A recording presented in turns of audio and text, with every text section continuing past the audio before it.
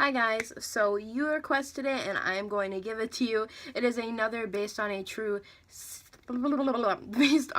story video where I tell you guys about real life events that horror movies are based off of. You guys really like these videos. I have a whole playlist of Jeepers Creepers, I have Child's Play, and I have Texas Chainsaw Massacre, and those are really interesting and I really recommend those. You guys should go check them out. And today's video is going to be about The Haunting in Connecticut. Now, this movie came out in 2009, so I don't know if a lot of you guys watched this. I remember watching it, and I was literally so scared. Now watching it, I watched it like a month ago. It's nothing scary, but it really has a twisted background that I think you guys should know. And once again, I get all my information from websites, internet, Google. I will link it down below where I get everything from. I'm not taking credit for any of what I'm about to say. Again, I've gotten this all off the internet. I cannot make that any more clear. So in 1986, a family moved into a home in Southington, Connecticut. I will put the name of the family on the screen. I really don't know how to pronounce it and I don't want to butcher it. Anyway, they moved into the home, and upon checking out the basement, they found mortician tools. If you don't know what a mortician is, it is someone, you know, who has the dead body before it goes into the funeral home, clean them up, do whatever they have to do. So researching about the house, they found out that it was actually a funeral parlor a while before they moved into it.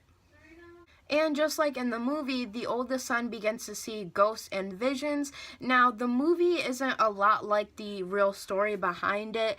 It is very dramatized, obviously, and it doesn't include a lot of the actual things that they say happened because they wanted to make it more scary or scarier. Use good language.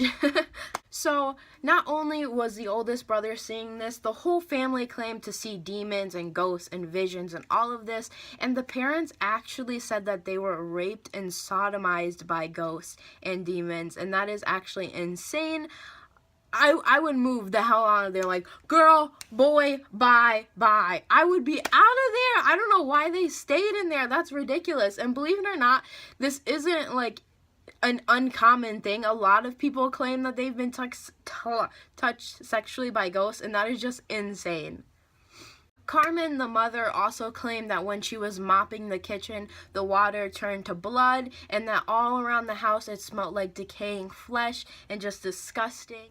So the family contacted two very popular demonologists, I believe that's how you say it, and you know, paranormal experts, Lorraine and Ed Warren. If you don't know who those people are or don't recognize their names, they were in The Conjuring 2, Annabelle, the Amityville Horror. They all worked within those movies, and they're just really popular demonologists. I think what they do is extremely fascinating, and you should go check them out. And I think they have a museum as well in Connecticut. Hired by the family, and when they entered the house, did their research, they did find out that what they believed was true. They discovered demons in the house as well as ghosts, and told them that their family was being haunted. Now, the two hired Ray Garton, a writer, to come and write about the things that were taking place at this home. And he did end up writing a book about it. It is called In a Dark Place, The Story of a True Haunting. And he pretty much reveals that what these two were saying was not true at all.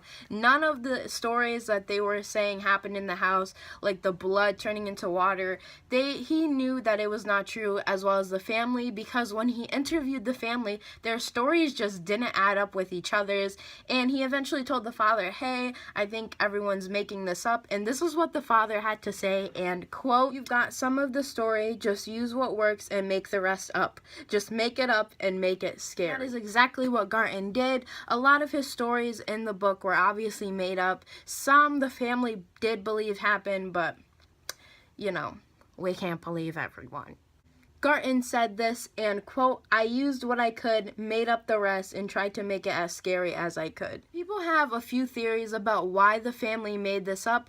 One, and the biggest one, is that the Amityville Horror was really booming at the time, and the family that said that story, which is fiction, was getting paid a good amount of money for this. So I'm sure the family just figured, hey, maybe since we're living in a funeral parlor, we can make some money too. A lot of people said that what they said was false and that they just did it for money. They did go on a lot of shows, national TV, Discovery Channel, and claim that their stories are true, but as you can tell from the author of the book, none of what they said was true. It didn't make any sense, and that is my based on a true story today.